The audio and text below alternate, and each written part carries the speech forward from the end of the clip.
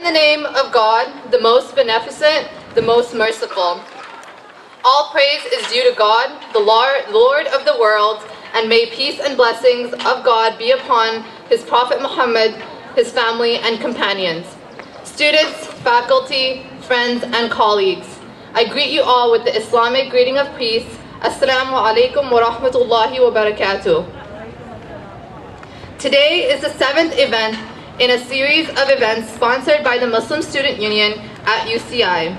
The Muslim Student Union is a religious student organization which aims to provide a comfortable space where students develop into confident, spiritual, moral, and high-achieving leaders who in turn are a positive influence and example for their surrounding communities. This week, titled Palestine Liberation Week, Getting to the Root of the Occupation, aims to educate and raise awareness on campus about the plight of the Palestinian people who have been living under illegal occupation for almost 64 years, with the hope that this knowledge will turn into action. We will be having a question and answer session after the talk. Please hold all your questions till the end, and please do not disrupt the speaker.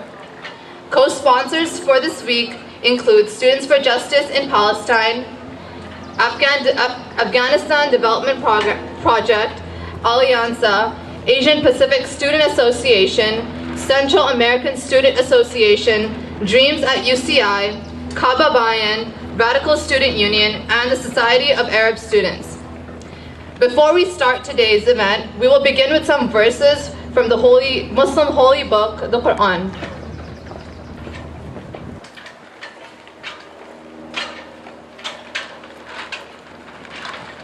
Hello everyone.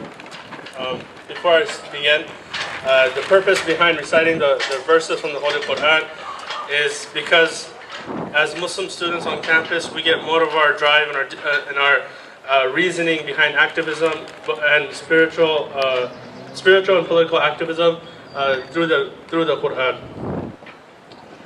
أعوذ بالله من الشيطان الرجيم. بسم الله الرحمن الرحيم. إن الله يأمر بالعدل والإحسان وإيتاء ذي القربى وينهى عن الفحشاء والمنكر والبغي يعظكم لعلكم تذكرون.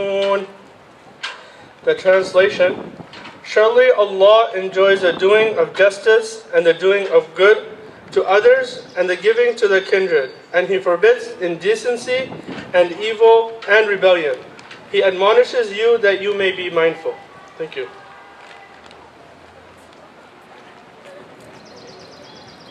Thank you. Osama Shabaik, our speaker for today, graduated as a Regent Scholar with honors from UC Irvine in June of 2010, with a Bachelor's in Economics and a Bachelor's in International Studies with a focus on Africa and Middle East. His honors thesis topic discussed the application of principles of Islamic economics within the global economy, specifically in regards to the economic crisis. Osama was also active outside of the classroom as a member of the Muslim Student Union all 4 years of his undergraduate career, serving first as the Muslim Student Union's treasurer and later as a vice president. Osama was the first student that stood up and spoke out during Ambassador Michael Oren's speech at UC Irvine on February 8, 2010, and was invited as a speaker at this year's TEDx UCI, only to be removed after being deemed too political. He will be attending Harvard Law School this fall. So without further ado, Osama Shabaik.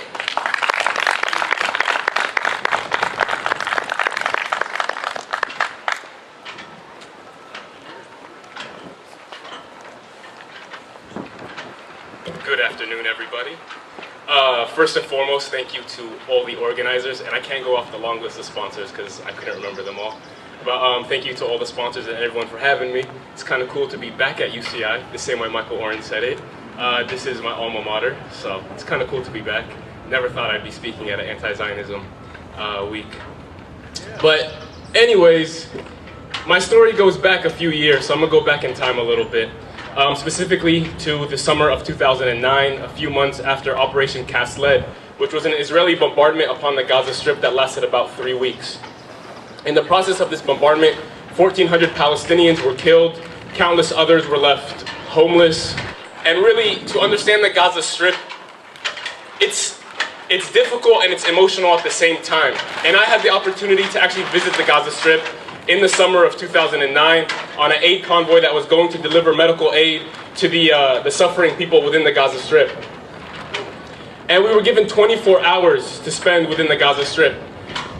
And it's hard to put into words what it's like to see Gaza, especially a few months after a war has just, or I shouldn't even say a war, a bombardment. Just a sheer amount of military force that had been unleashed upon Gaza. And you enter into Gaza, and Gaza's tiny. If you ran the Interstate 5 through it, it would probably take 30 minutes to cross the entire thing.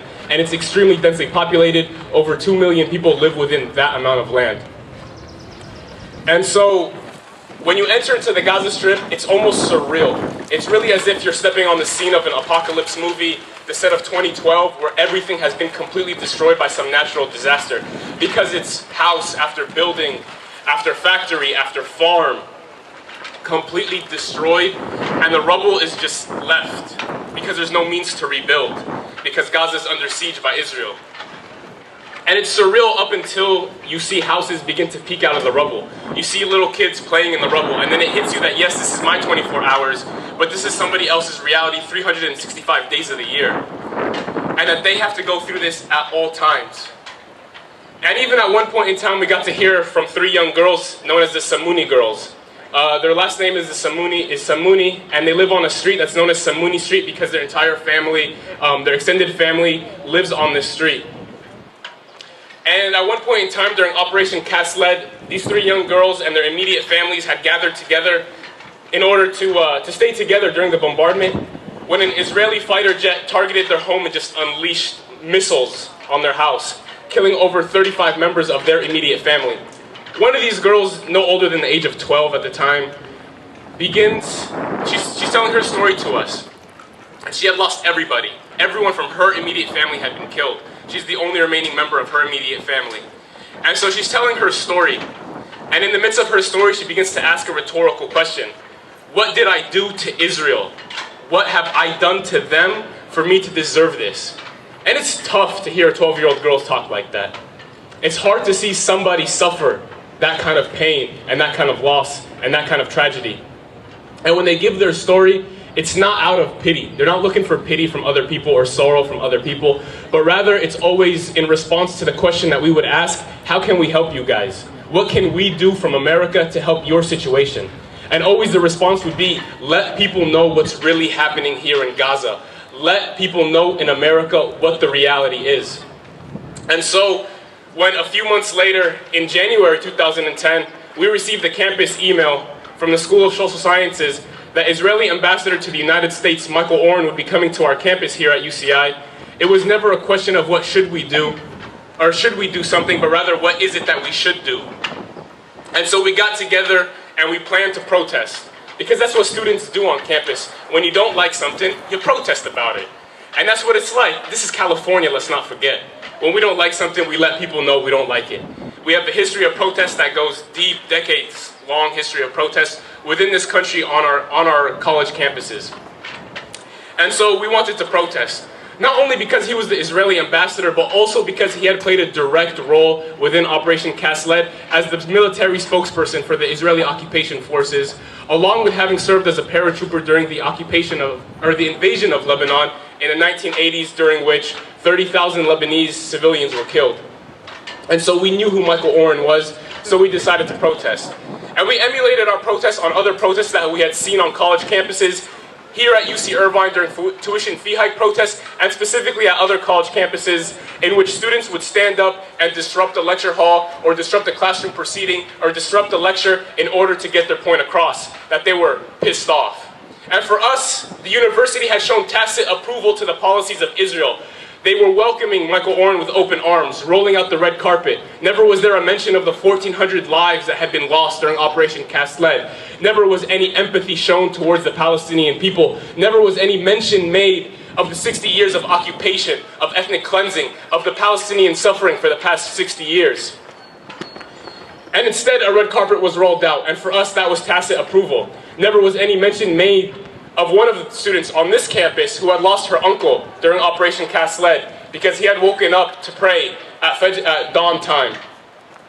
And he got up, there was no electricity, so he lights a candle in order to make his way, and he places the candle down in order to wash himself up to prepare for prayer. At that point in time, an Israeli sniper catches light of that candle, takes aim, and fires. And the man ends up dying in the arms of his wife.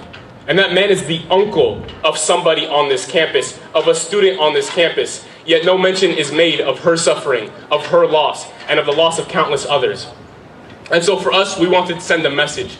We had the opportunity to have the highest ranking Israeli official in the United States on our campus, and we had the ability to send him a message. And you guys are mostly UC Irvine students. You know the biggest speakers to ever come to UC Irvine have been Jimmy Carter and Bill Nye the Science Guy. We don't always get the biggest speakers, but this time we had a chance to send a message, and that was our goal. It was not to try and convince the audience of our opinion, of our point of view, of the reality that was going on, but it was to send a message directly to Tel Aviv, directly to the Israeli government, that here at UC Irvine, the policies of Israel will not be propagated without regard for the Palestinian lives that have been lost.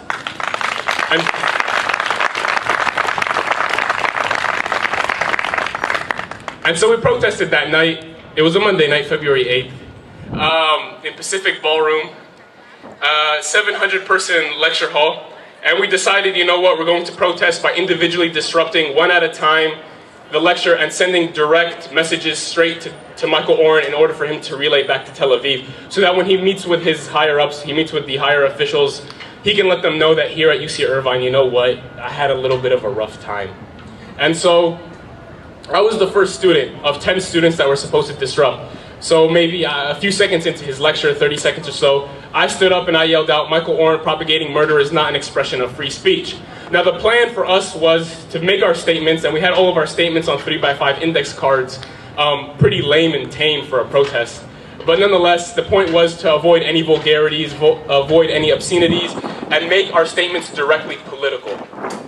And so I said my statement, and according to the plan, I was supposed to leave the auditorium and begin to make my way out, and the protest would continue after that. Instead, I was grabbed by UC Irvine police. I was taken to a back room, and I was handcuffed and arrested. But the protest continued. And even at that point in time, Professor Mark Petraka, who was emceeing the event, actually got up on the mic and said, "One interruption is fine, get it out of your system."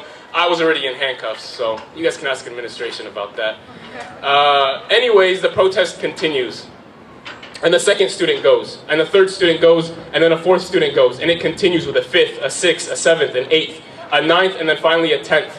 And after the 10th student goes, a student walkout occurs, during which an 11th student is arrested for participating in the chants that are going on as the students leave the auditorium.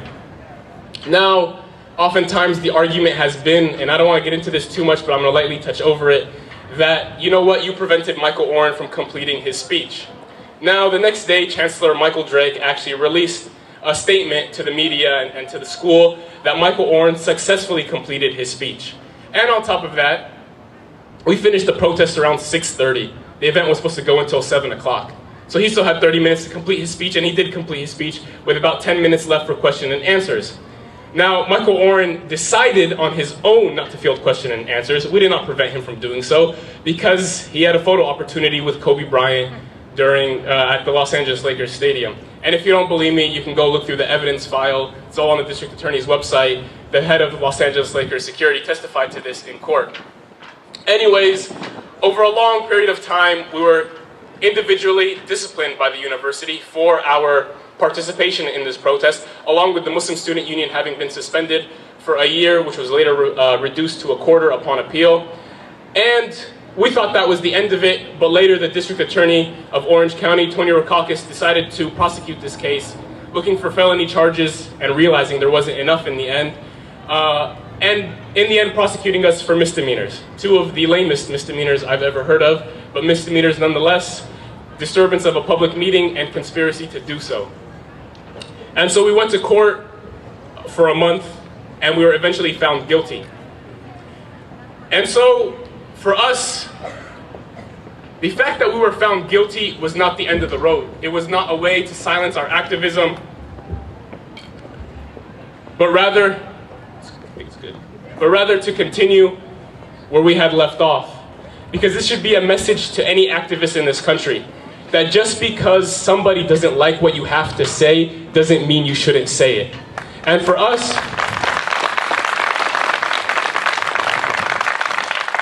we wanted to solidify this within the California Penal Code, because we felt that we were wrongly prosecuted by the district attorney and found guilty by a jury that wasn't necessarily a jury of our peers. And so we're trying to appeal the case in order to overturn the statute that was used to prosecute us, in order to make it clear that what you are protesting for shouldn't be subject to prosecution because the district attorney doesn't like what you have to say and is not willing to stand up to special interest groups and is willing to score cheap political points in order to hang people of color out to dry, as is often the case within Orange County. And so, with this, I want to touch a little bit upon the idea of student activism and protest. Because the appeal of our case goes right to the heart of it in terms of saying who should protest and when they should be able to protest. Because at the end of the day, protesting is something amazing. And it's a way in which for us as people to share our grievances and our strifes with the powers that be. And in the case of Michael Oren coming to campus, you have to understand that this was the image of state power here on our campus. Us as regular citizens and civilians do not hold the same type of power that state representatives do and that states have. Michael Oren, whenever he speaks, CNN, BBC, Fox News, whoever it may be, likes to listen. And he has a microphone that we don't have. And in the context of this speech, Michael Oren was delivering a lecture on a podium, and in the end of the day, you could challenge him because state powers attempt to enhance and legitimize their power by allowing for certain forms of dissent. Now, Michael Oren would allow for dissent in the form of question and answers. He would allow for it. It's no challenge to state power if you challenge them within the way in which they want to be challenged. So in the framework of this event, to bring it closer to home, it's no challenge to Michael Oren to ask him a tough question. He controls the mic. To challenge Michael Oren, you have to challenge him in a way in which he doesn't want to be challenged. And for us, that was standing up at random times throughout the lecture hall and yelling out a short statement in order to level the playing field between state power and us as regular civilians. Because it's important to understand that sometimes you have to throw a curveball at state power. Because our statements on their own in question and answer sessions weren't, yeah, some of the statements were pretty cool, but they don't hold the same strength. They aren't amplified in the same way when asked during question and answer sessions. We wanted to make statements, and the best way to amplify our voice was to use the element of surprise. And so I don't think this is a blanket way of protesting in all ways. That's up to each individual in the manner in which they want to protest, depending on the circumstances they want to protest. But protesting in itself, regardless of whether it's protesting against the marginalization of Black and Latino students and students of color on our campus, whether it's a rising tuition fee hikes, whether it's against corporate greed, whether it's against the fact that the government doesn't really want to listen to us anymore and doesn't care about what we think, or whether it's what we're seeing in the Middle East and around the Arab world, where people are saying to a dictator, we're not going to take what you have anymore, and we're going to rise up. Because we're seeing it constantly in Syria, where thousands of people have been killed and continue to be killed, yet continue to go out into the streets every single day, telling the dictator that rules over them that you have to go, and we're not leaving until you go. And so we're seeing what is called by Time magazine the year of the protester last year, because protesting allows for us to really get at the heart of being a moral human being and living with dignity. Because it's important to live a principled life, and rather than speak to principle, act on principle. And as one man told me who had been in Tahrir Square during the Egyptian Revolution, And he had gone out to fight on one of the days in which the president, the dictator of Egypt, had sent out his thugs and his goons in order to really just cause havoc and mayhem and to kill. And it's known as the day of the Battle of the Camel in Egypt. And this man, his wife had kept him, or was trying to keep him from going out in order to help protect the revolution. And his words were to his wife, "I'd rather live like a man than die like a coward. Because if I die, let my children know that I died fighting for freedom and I didn't wait for the government to come and get me in my home." Because that is the power of protest. That is the power of living for what you believe and living for the ideals that you cherish. Things like justice, freedom, truth are all ideals that oftentimes are lost in our world. And there's an example that's found within the story of the emperor who has no clothes. And this story is about an emperor who's outfitted for a new gown by a few tailors. And the tailors, unknowing to everyone else, actually aren't giving the emperor anything. He doesn't have new clothes, but they tell him, "You know what, emperor? This new gown that you have is beautiful, it's amazing. And there's nothing that has ever been created like it. And anyone who tells you that you're not wearing anything, don't listen to them. You know what? They're not of the nobility that you possess. They're not of the riches that you have." And so when the emperor goes out wearing absolutely nothing, nobody's willing to challenge him, because sometimes challenging power runs the risk of social suicide. You become unpopular. But that unpopularity within the mass mainstream comes at a cost of losing our dignity and losing what makes us human beings, of the principles that guide us, that all of us, regardless of race, religion, ethnicity, background, can all agree to, of truth and justice, and being able to live in a world where truth and justice reign supreme. And so sometimes it becomes necessary to protest in order to find what we're looking for, a better world for all of us, so that whether it's for us or for our children or for future generations, we can begin to see a world in which, really, I want to hamper on this, truth and justice reign supreme, whether it's here in the United States or whether it's in Palestine, because the ethnic cleansing has been going on too long. So whether it's tuition fee hikes or whatever it may be, when the ambassador of whatever you're fighting against or whatever you're struggling against happens to be on your campus, sometimes it's nice to let him know that the emperor isn't wearing any clothes, because it's a necessary thing. And with that, I'd like to let the next speaker go. So thank you guys for having me, and have a wonderful day.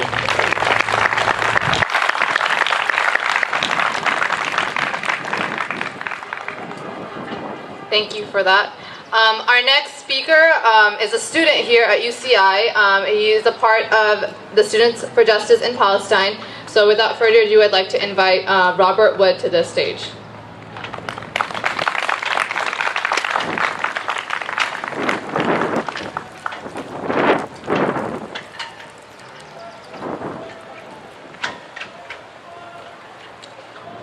Well, I'm going to try to keep things brief and sort of difficult to follow the last speaker, and sort of two thoughts I had in mind. Sorry about that. I'm used to being at the back of the stage, not at the front of the stage in these situations. In any case, there's two thoughts I had in mind. The first was sort of one of the first political activities I was involved in as an activist was back in the late 1990s. Probably most of the folks here know this, but it's sort of not well known that in effect the United States has been at war with Iraq continuously from the early 1990s. That the second part of the war took part in the form of sanctions. Now, I was involved in the early anti-sanctions campaign, and the ambassador of the UN, Bill Richardson, was going to give a speech at our university, University of Minnesota, in order to advocate bombing Iraq again. Now, a number of us had been fighting this struggle for years at this point, and we wanted to make a statement that we didn't accept this notion. So, when Bill Richardson got up to speak, we disrupted. And I want to make a point. Unlike the situation with the comrades of the Irvine 11, we didn't disrupt for 10 seconds or 20 seconds. We disrupted the entire speech. And what was the response of the University of Minnesota to this? Did they ban our club? Did they support our arrest? Did they sanction us? No. We continue to have our club space. We continue to be able to sort of operate as an organization. Not one action was taken against this shutdown of the speech. And the reason why is that this sort of activity isn't that unusual within the university campus. Within the University of California, Irvine itself, we've seen disruptions of a lot of events for a variety of reasons. We have to ask ourselves, why is it that this was such an exception? And I think it's sort of clear, it's the sort of racism that we see within Orange County. Anyway, that was my first point. The second point I wanted to make is sort of, I was asked to talk about the relationship between the student struggle and the fight against the occupation. And I was thinking of sort of a way of trying to encapsulate this. And my thought was to sort of think about sort of an earlier example of sort of these struggles. So out of curiosity, how many folks have heard of the War on Poverty? A few folks. It was a major sort of campaign in the mid-1960s done by the Lyndon Johnson administration. It was in response to a book called The Other America, written by Michael Harrington, a social democrat. Now, there's been sort of a lot of miscommunication about the effects of the war on poverty. People claim it was ineffective. However, actually what the war on poverty accomplished was to make our country about as egalitarian as it's ever been, which is, has limited effects. So why has this become important?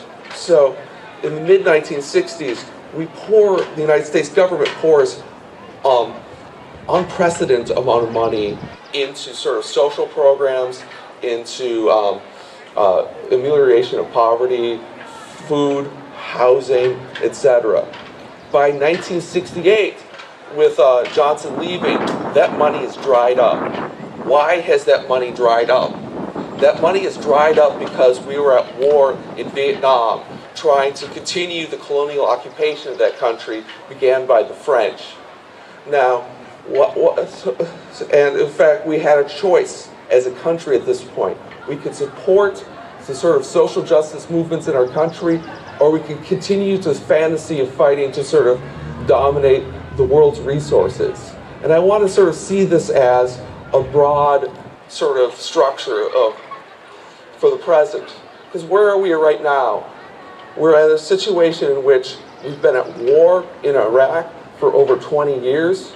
We've been involved in a conflict in Afghanistan for 33 years at this point. And we have to ask ourselves, where do we want to put our priorities? Do we want to put our priorities in the domination and murder of others? Or do we want to put our priorities into our social justice and the social justice of the world? And in fact, we can think about the crisis of the university within this context. That as we've prioritized continuous war, we've also deprioritized the basic resources for our society. Not the most eloquent of speeches, but I'm done.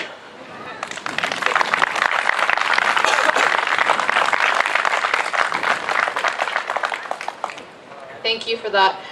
Before I introduce our next speaker, I would like everyone to move forward because there are a lot of people standing in the back that would like to be sitting down. So if you guys could do that, it would be great. So our next speaker is also a student here at UCI. She is a part of the Muslim Student Union. So without further ado, I'd like to invite Sister Amina Gulal.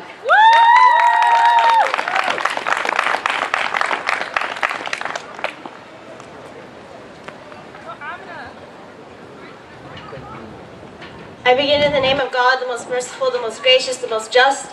I greet you all with Islamic greeting of peace. Assalamu alaikum wa rahmatullahi wa barakatuh. It was recently published in the OC Register that Chancellor Drake, our own chancellor, took a trip to apartheid Israel to discuss collaborations with officials including the president of the Zionist entity and university leaders. The chancellor referred to them as, quote, natural partners with UCI because of the cultural and demographic similarities. Which cultural similarities is the chancellor referring to? Does UCI stand for the massacre of 1,400 innocent civilians in Gaza? Does UCI stand for the daily subjugation and repression of the indigenous Palestinian people? Does UCI stand for the occupation and apartheid?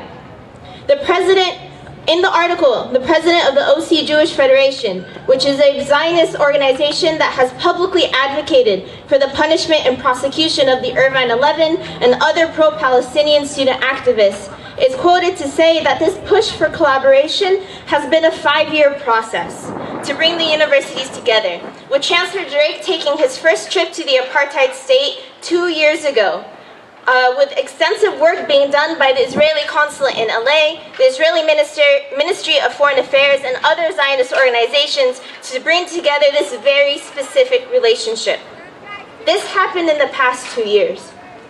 Why is it that in the past 2 years we have seen for the first time ever on a public university campus 11 students be arrested for peacefully protesting here at UCI? Why is it in the past few years when these 11 students stood up against a man whose only purpose was to attempt to whitewash the crimes of Israel and Gaza, they were the ones deemed criminal? Why is it in the past 2 years has any form of student activism been increasingly silenced by the university? Why is it in the past years that we have seen pro-Palestinian activists and student activists be demonized, persecuted, and equated to being racist by our own UC president? Why is it in the past 2 years has this university worked so deliberately to seal a deal with the Zionist entity? Many times on this campus there have been attempts to silence any student activism, whether it's about Palestine or our diminishing education. As students, we've been pepper sprayed, we've been arrested, and we've been called an embarrassment to this new campus, when our administrators should care more about the safety and rights of their own students. We are called an embarrassment because as students of conscience, we are not afraid to call out bureaucracy for what it is. We are not afraid to call out corruption for what it is. We are not afraid to call out apartheid for what it is. The reality is that the university's action towards students, that the university's clear bias, that is the embarrassment. Martin Luther King said that the ultimate measure of a man is not where he stands in moments of comfort and convenience, but where he stands at times of challenge and controversy. I ask the university today, where do you stand? I want to actually end with a spoken word piece that is written to those who kind of sit in their offices and conference rooms debating a conflict they don't really understand. But, as a non-Palestinian living here in the United States, there's so much that words can capture of the reality over there. But this is a small attempt. At times it seems that we come from two different worlds, two different realities dreaming of two different fantasies. You dream of your next big step, the newest political game. I dream that my life will be kept, but if I die, I go without shame. You get lost in your debates and rhetoric-filled speech. I get lost in the bombs dropping down in the streets. You think all the solutions can only come from your mind, while I'm forced to take slow step homes, scared of what I might find. You sit in your AC'd conference rooms debating who was the obstacle to peace. And many times you end up pointing your fingers at me. But peace is a word since I was born, I do not know what it means. Safety and security were taken out of my life before I had a voice to use to scream. And even when I did, no one seemed to hear. I screamed when my mother was forced to give birth at a checkpoint. I screamed when I saw my brother get shot at gunpoint. I screamed when my father was beat and dragged to prison. I screamed when my uncle came to us after a raid having lost his vision. I screamed when my baby cousin died of starvation because of a blockade that shakes our very foundation. I screamed, but you did not listen. Now do you know why I do not understand your conference room definition of peace? Peace while being humiliated and subjugated, while being occupied and forced to live in societies that are segregated is not peace. It's an illusion. So forgive me while I reject that fake notion. As I stand in front of their tanks with a rock in my hand, my feet planted firmly in the land, I continue to scream. I scream for every displaced refugee and uprooted olive tree. I scream for every child being born without a childhood, for every imprisoned father being denied his chance at parenthood. I scream for every mother who had to bury her child. I scream for the thousands of prisoners being held without trial. I scream for the millions of dollars being fed into a heartless war machine. I scream for peace through justice, equality with dignity. I scream even though no one seems to hear me. Yet I know that God can see me. And that is all that I need to continue to stand and resist. With a rock to their tank, I force them to realize I exist. I stand with my feet planted firmly in the land, and I scream. I scream for Palestine. Thank you.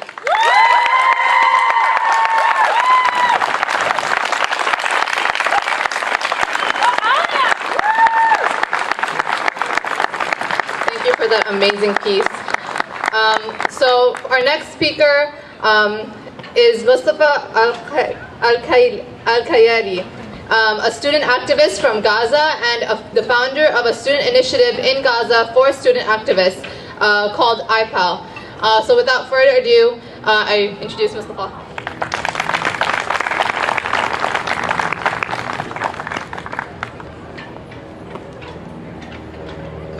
Assalamu alaikum, everybody. My name is Mustafa Al-Kayali. I had an undergraduate degree in educational English from Al-Quds Open University in Gaza. And now I am an international graduate student pursuing an MBA at Keller Graduate School of Management in Long Beach. I would like to thank my friends in Muslim Students Union to invite me here today to speak about my experience in Gaza, living there as an individual and as a student. We are the Palestinian students. We do appreciate such awareness campaigns and student activism regarding, solidarity with the Palestinian people. Let me tell you that in 2005, I was here, right here in this spot, having a presentation in UC Irvine, talking about my experience as a student and how I was suffering because of the checkpoints, the Israeli checkpoints in Gaza Strip. That was 7 years ago. That these checkpoints prevented the students to reach their colleges, campuses, to attend their classes. And now I am here today talking about the siege after 7 years. So it seems like an endless circulation of violation and war crimes. And God only knows, after 5 years from now, what I'm going to talk about as a story of suffer. So, we are the Palestinian students. We do appreciate and value such campaigns and awareness campaigns, as it would be the strongest reply to Herzliya conference held in Israel at the beginning of this year, which stated that Israel must reply powerfully against whoever doubts its right in existence, while it doubts and neglecting the right of 1.5 million population right in existence in Gaza Strip. Half of the population in Gaza Strip are under the age of 16. So, we are the students in Palestine. We are trying to get our voice heard, and we try to get connected to the whole world, despite of the isolation and separation and occupation and siege and all these occupational obstacles. So that was the main reason that made me started IPAL. IPAL is a youth initiative, actually, a student initiative that try to get the whole Palestinian students gathered in one body, in a student body, in order to represent it in front of the international community.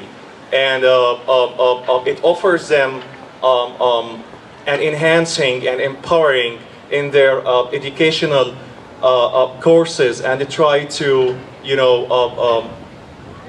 offer them what they need in order to maintain their struggle against the occupation, whether they are in the West Bank, Gaza Strip, or Jerusalem. We got all the students from each and every Palestinian university in these 3 Palestinian territories, Jerusalem, West Bank, and Gaza Strip, and we are looking forward to have a cooperation and partners with some other international student activism, actually.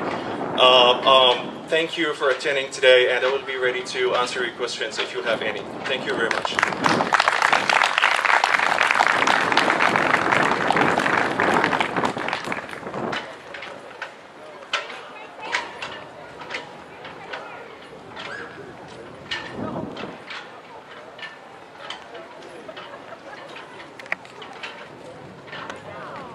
Okay, so we now have time for any question and answers, for any questions. For Osama Shabaik, I think we will have an event tonight at 8 p.m. So if you guys have any questions for him, we really encourage you all to come tonight at 8 p.m. For Mustafa, if anyone has any questions for him, please come down. We have a mic on the left, on my left, so you're right. So if you guys have any questions, please. Hi, it's me again. I was at the Oren event when that took place. Can you hear me? No. Okay. I've noticed that all of you, all four of you, have spoken without any disruption whatsoever. Actually, I can address this question to all four of you, but it's principally to your first speaker. Sorry, I just want to interrupt you. I would like to keep I forgot to make this announcement, but if you keep your question concise to the speaker and relevant to the speaker. If your question is directed to Mr. Osama, then I would encourage you to come tonight. Okay, I just want to know why you can't extend the same courtesies and the same rights to people with whom you disagree. That's it. I'm sorry, I didn't get that. I'm sorry.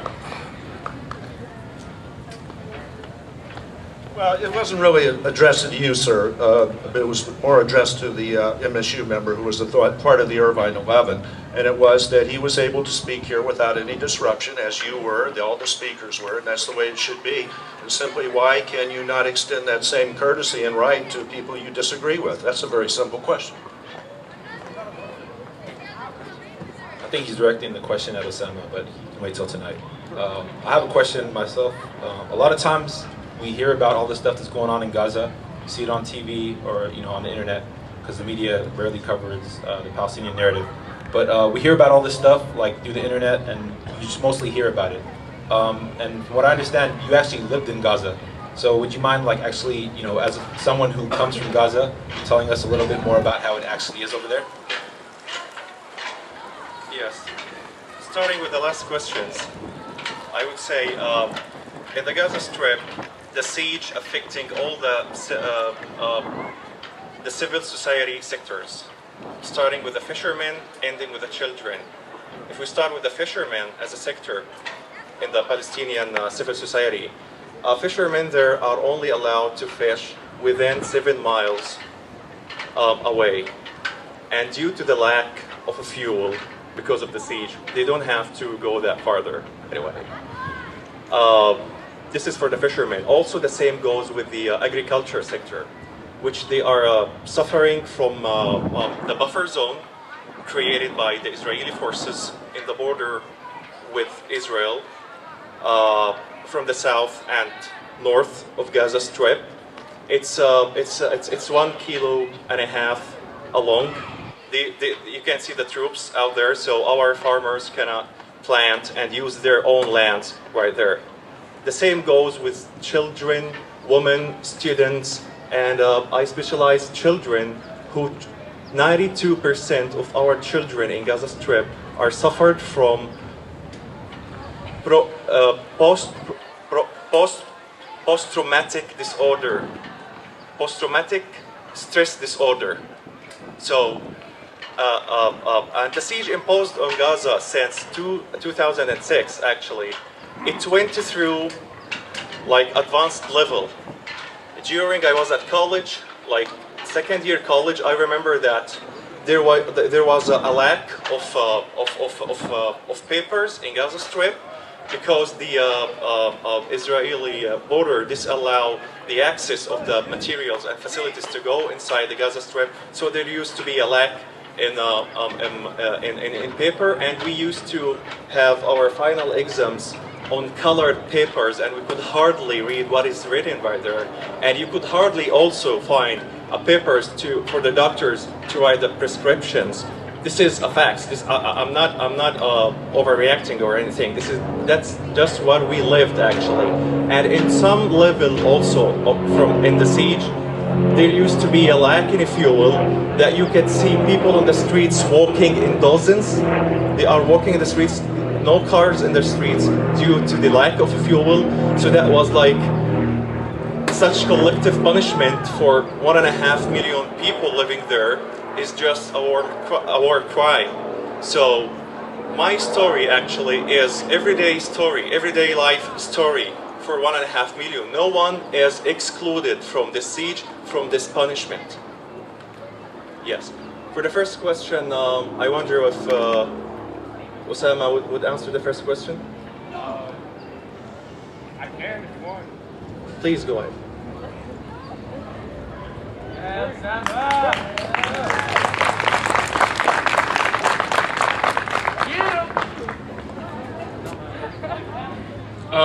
Well, first, I actually have been disrupted talking at events, and I don't think it's criminal to do so.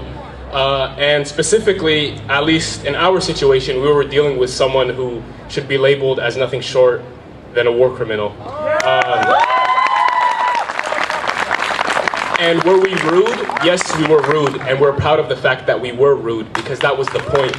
And when dealing with injustice, there's nothing shameful about being rude to injustice, because it's injustice. And if you're not rude to injustice, then what kind of morals, what kind of principles are you living on at the end of the day?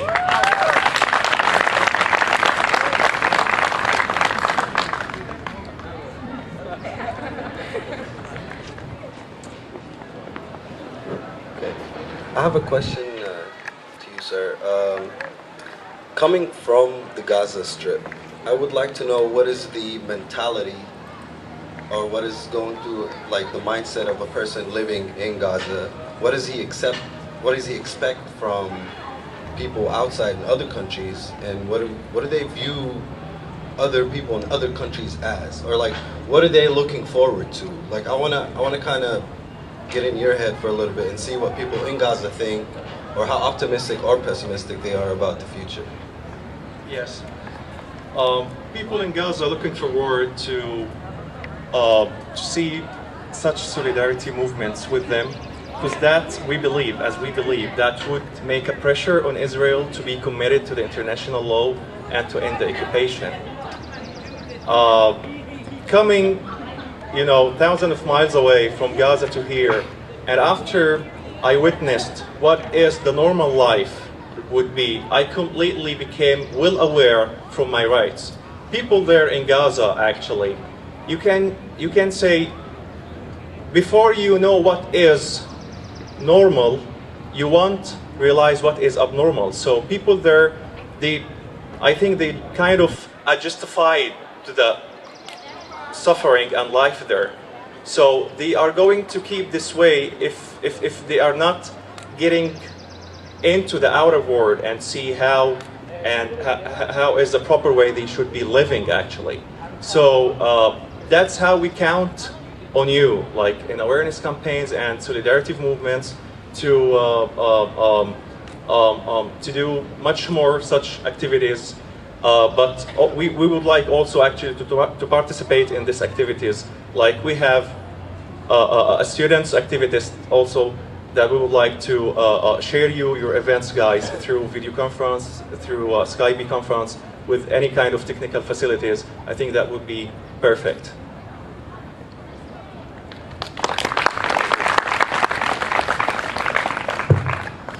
I think we're in agreement with the fact that post-traumatic stress disorder for children is really horrendous. Are we in agreement on that? Is really what? I'm sorry, excuse Children me. suffering post-traumatic stress disorder is horrendous. Horrendous. Okay, Okay. it means bad. Okay, Are we in agreement with that? sure. Now, there are tens of thousands of rockets sent into Sderot and Ascalon in Israel by Hamas. Do you condemn Hamas for this, for creating post-traumatic stress disorder in children and families? Yes or no? No. Actually, I don't condemn that, because this is the normal reaction against violation. If you want to go back, before Hamas taking the rule over Gaza Strip, there's supposed to be Oslo agreement that Israel haven't been committed to.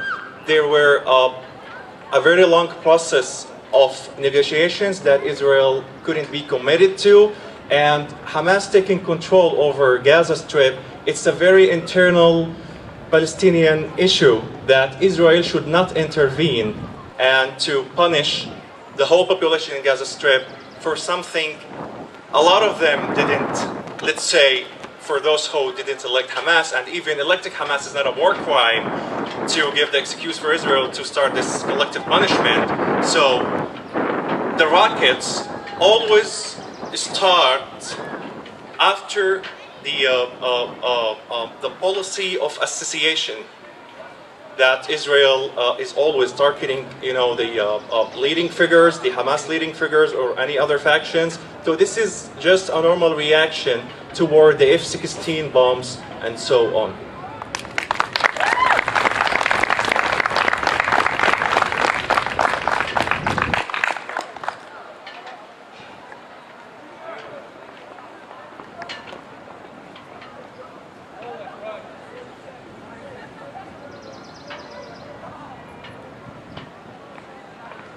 Assalamu alaikum. You're saying that every few years the objective of the Gaza Strip changes, whether it's the siege or whatever it is that Israel's doing for that time of year. What do you think that we as students should be raising awareness about in Gaza Strip today? Okay. I believe that the siege is not the only story of suffering for the Palestinian people. As well to the siege, you have the wall in the West Bank, you have the invasion for the settlements and the invasion for some West Bank villages. So we got so many issues and topics to make awareness about, actually.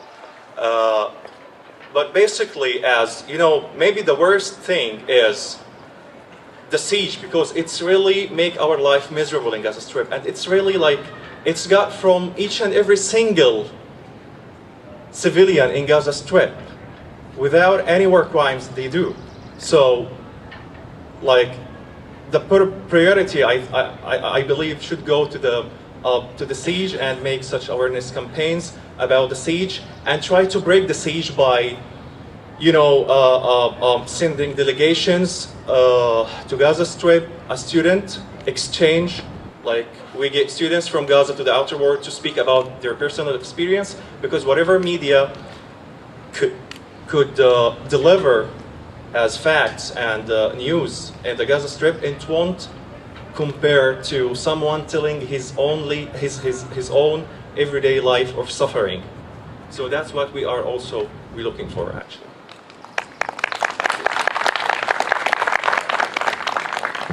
Is there time for one more? So we just have time for one more question, yeah. Is Osama up there? Osama? He wasn't up there. Sorry, I think there was a guy behind you who was waiting for the mic. Oh, I'm here. Osama. Osama. I didn't see him. If you're going to have a question for Osama, I think that you should come to the night event, because we only have him for today afternoon. So if the I may question... not be here. Just a quick one. Our country is ruled by local, state, and federal laws. There's a saying in our country, if you can't do the time, don't do the crime. Do you understand that?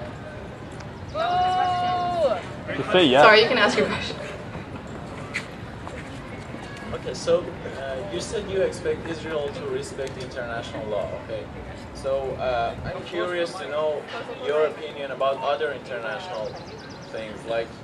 I'm Iranian, I know better than everyone here how Iranian regime is helping Hamas financially, supporting Hamas. And I have seen with my eyes how Iranian regime suppressed young people in uprisings 2 years ago, okay? So what's your opinion about Islamic Republic of Iran, the regime I mean? The regime of Iran? Yeah. I'm not that much into politics, actually, but I want to reply you regarding the Hamas being financially funded by Iran. I think before Hamas being financially aided by Iran, Hamas is being supported by the majority of the Palestinian people in Gaza Strip, and that's how she got ruling over Gaza Strip, and that is a fact that Israel should respect. Whether Hamas get financial aid from Iran or whoever, I think this should not make Israel intervene in such rude way in a very internal political Palestinian issues. And Hamas actually could not, after it got besieged from the Israel, she could not practice the normal situation for a government. It got besieged, so it couldn't get any funds. Like, as we know, how the government can get funds by taxes, by, let's say, tourism, by whatever. So this is not a normal situation. Before you talk about Iranian financial helping for Hamas, Israel is not letting Hamas living or ruling in the right and in the normal way. So there is a lot of obstacles actually, and it's very complicated when talking about a very internal Palestinian issue. And I refuse that Israel always use the pretext of Hamas ruling over the Gaza Strip, because Hamas, there was a democratic elections. This is how Hamas got ruling over Gaza Strip, and this is a fact we should respect. As Israel demands everybody to respect its existence, we should respect that Hamas got ruling over Gaza Strip by elections.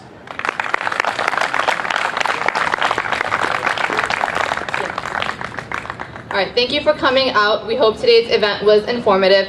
Please join us tonight at 8 p.m. for our panel with the Irvine 11, Giving a Voice to the Voiceless, in Crystal Cove Auditorium in the Student Center. Thank you once again. Assalamu alaikum wa rahmatullahi wa barakatuh.